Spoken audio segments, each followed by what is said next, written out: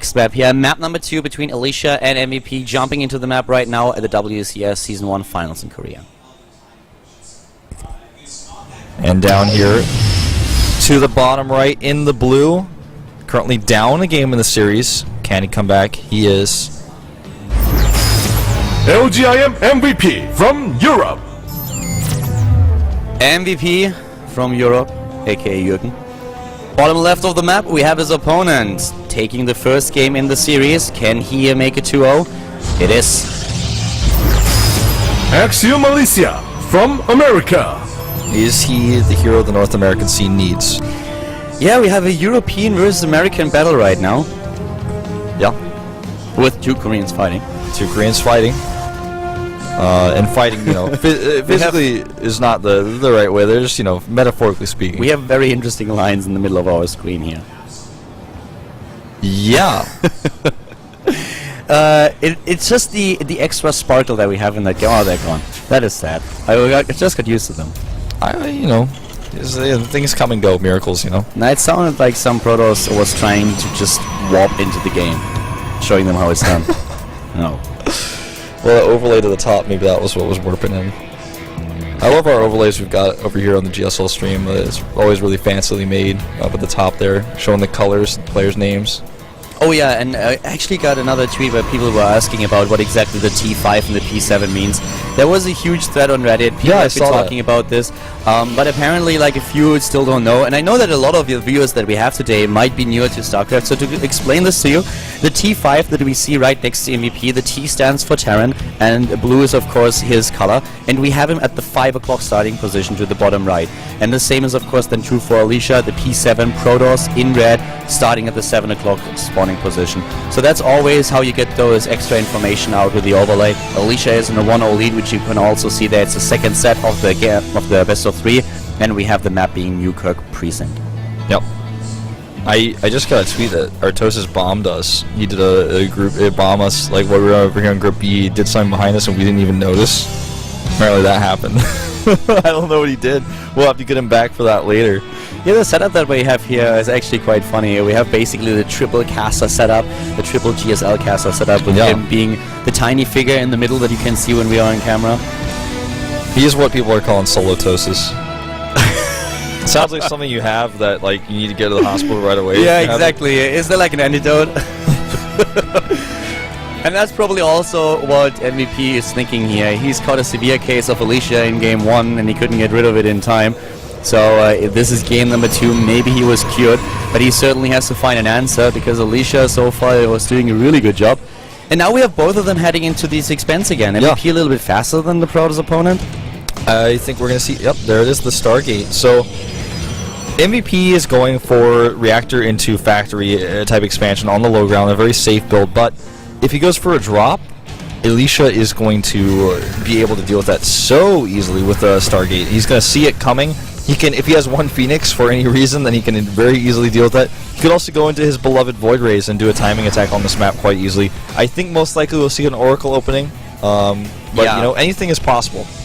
Usually it's Oracles that you see, and then the attempt to sneak into the mineral line of your opponent. Oracles just take down SCV so fast. And it's a great map for it. I mean, it's one of the maps that we have that's really close by air.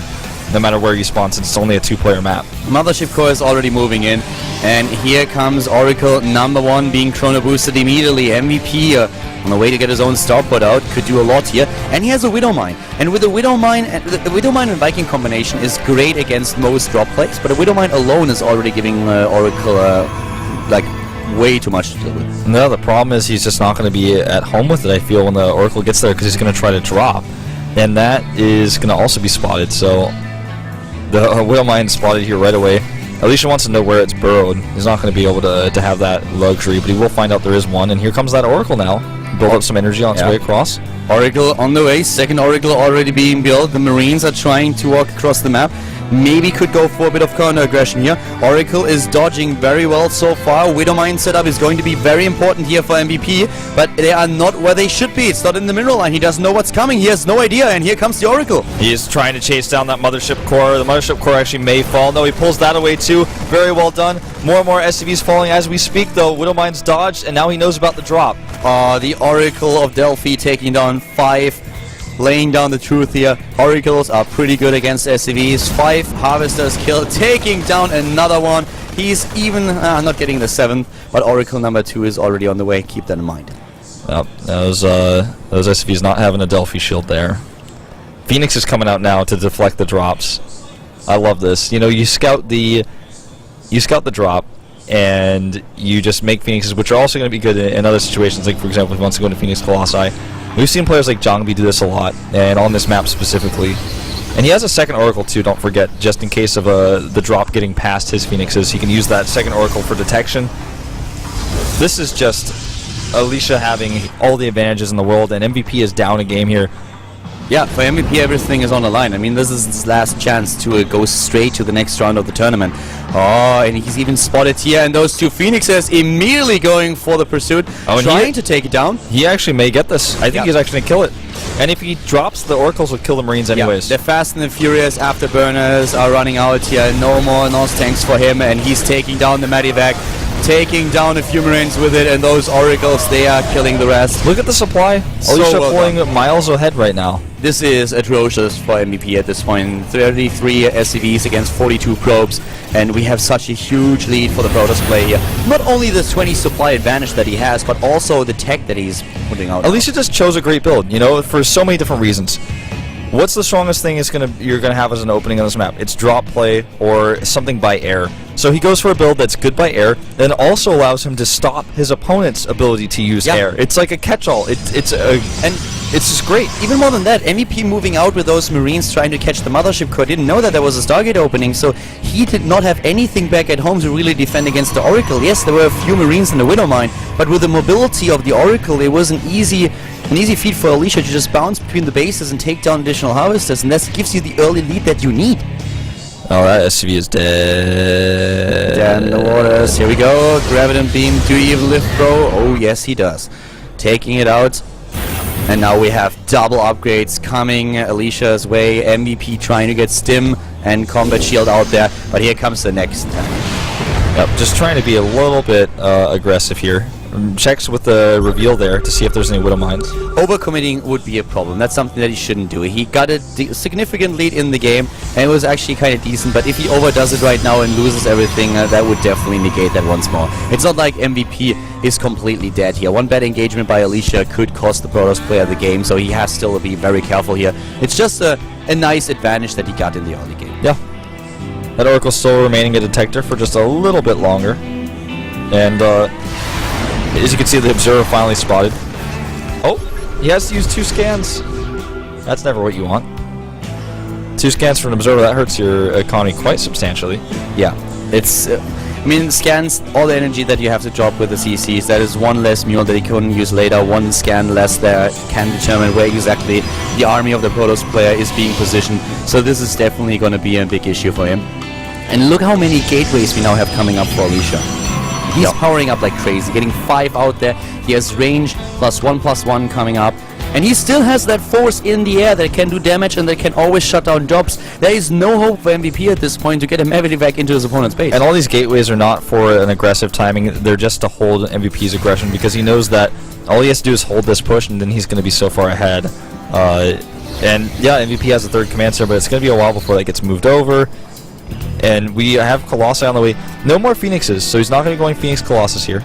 MVP is just doing, well, he has a huge problem with Alicia. Alicia has such a stable build, MVP doing what he can, but the player here, the Protoss player, is doing such an amazing job. The stable build that we have, the right decisions for him taking the 3rd base right now, has to back off now that the Vikings are entering the stage, but he even has +2/+2 on the way, whereas MVP doesn't even have an armory yet. Yeah. And MVP... He has to hope for an incredible miracle, pun intended, to get through this, because right now he's looking at this and you know, taking a 3rd base is not easy right now. He's gonna have to go for it, and if Alicia is waiting for him there, he might have to lift it back into the main base. Upgrades behind. Not only has he not started 2/2, but he hasn't even started +1 armor. He just starts that now, so he's already 1 set of upgrades behind, and he might find himself at just 2 upgrades behind. And we now have the transition into Storm again for Alicia. He has range for the Colossi, and with the third base, he's in a position where he can go for a second robotics and always decide what kind of tech tree he wants to go down to. Given time, he will add both. He will have Colossi and Storm, and there's the upgrade being started. MVP, of course, also with the third, but does he have what it takes to defend it? There come those Oracles once more, and he could actually just go over to the third and try to get into the mineral line. Yeah. And here they come. Well, he's going to go to the natural instead. He can take no down all those harvesters at the gas. Yeah. There's a turret in the middle, but, you know, nothing else. And he could even kill that reactor that's being built. Looks like that's what he's going to go for. Not targeting right now. 2, 3 SCVs, just having it in hold position, doing damage. A few more units over at the third base. Zealots with a run by, forcing MVP back. Alicia just making all the right choices here. Yeah, it looks like he's just going to sacrifice the Oracles, trying to get the reveal there. Nice. And any SCV that goes to make a structure will, of course, be revealed to him now. Makes the best out of the Oracles that he had. He knows that later on he won't be able to do much with them, so now he gets a reveal off here. He also knows the armory is researching there. What is that icon, by the way? What is the icon that spins? No, I mean, like, what is it supposed to be? I don't know. It's just the icon that shows for it, I guess. Yeah, know that, Captain Obvious. I don't know. Like, I don't know what it's supposed to be. That was like no shit Sherlock comment here. I know that, but what is that supposed to be? I mean, I don't know. It's a triangle with like things sticking out at the side. So what's? I don't know. I don't know, man. It's what Oracles see. He I don't know. He knows that +1 is researched at the Vikings. Yeah, I guess. But still, I would have expected something. You know that it has actually like a meaning. It probably does. Somebody probably out there knows. They can tweet at us at ProxWolf@Calder or let us know. Yeah, maybe someone actually does know. Well, for now we have 3-3 started, and this just shows once more how far ahead Alicia is with the upgrades. He even sends units now over all the way across the map at the border, trying to get a good angle. And just look at this army. I mean, they are on the same supply, but this bank for Alicia, the Storms, the Colossi, we don't have Ghosts just yet. This is just an amazing game by Alicia so far, and those Zealots, they will hit MVP hard. Yeah. Vikings here trying to do some damage to the Colossi. Does a decent job here. Where are the Storms? Force fields go down. Decent Storms here on the Vikings. Yeah, a little bit of defensive Storms trying to keep the Terran player at bay, but we have those Zealots now in the mineral line. They take down not only the turret, but also a few of the harvesters. Yeah, a little bit interesting goes for the turret there, since he doesn't have those Oracles left anymore, but either way, no more detection here, no more anti-air, and he trades against the Marauders decently well. Yeah. Warp Prism speed is being researched now. Moving in again with the Zealots. Has to be careful though. A nice volley here by the Vikings takes on one of the Colossi. The Storm at least saving the retreat. Yeah, but MVP is trading better here than Alicia, and Alicia has to be careful. Even though he has the better upgrades, MVP's army is constantly bigger than his, and he's losing units left and right. That was a good Storm. Another good one coming in. But yeah, we have definitely a situation now where the Protoss player has to be really careful. MVP is getting a better and better foothold in this game. He's really taking a lead against his opponent, even though he's behind in upgrades. 3-3 is soon going to be done, and Alicia has to pick his battle. Yeah. He has to try to buy a little bit more time. More Storms going down. Excellently done. The Vikings really starting to fall here, and the Colossus transition is going to be a problem for MVP. Notice he's almost really closed that gap in supply with the Zealot run bys going in here multiple directions. Yeah, again we have the Zealots at the natural and also at the third base. He's taking down so many harvesters. And here we go. Here comes the battle, but the Colossus is going to fall. Doesn't even get a shot off here just yet. All those Vikings moving in. MVP with a great hold at the third base, taking the Nexus down. And the position for the Terran player is just crazy good. Alicia just spent too many minerals on those run-bys. He doesn't have army here anymore. All of his Zealots that he sent to those harassments would have been much better spent here, of course, defending and keeping him alive. MVP is going to take this game now. There's nothing Alicia can do. He has a small bank, but it's not going to catch him this game. Here come the Storms, and they do a lot of damage, but both of the bases are already gone. The bank is still there for Zealot Alicia. flank. He's trying to move in with the Zealots, exactly. Can he pull it off somehow? Not with the Medivacs there. MVP escapes with so much, and he now has an economy. Alicia does not. Exactly, he has still 39 SCVs against 29 probes. It was just like, Alicia never really picked his battle. He always tried to retreat, and while he was retreating, he lost too many units, especially the Colossi that died.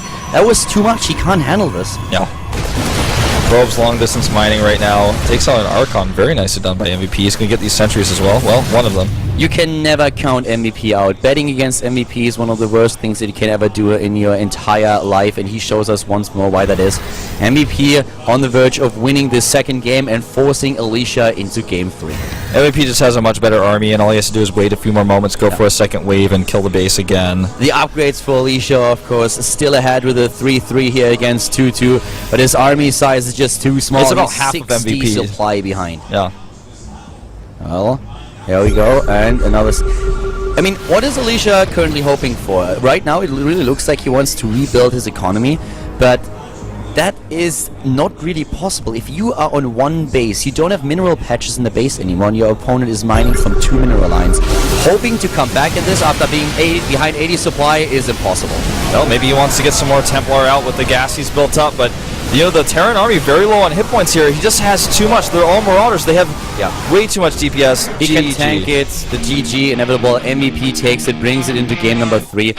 Alicia tried his best here at the end, but once that he lost those 2 bases, he just couldn't do it. Yep. You're definitely correct in that. And we might have a Halloween cast.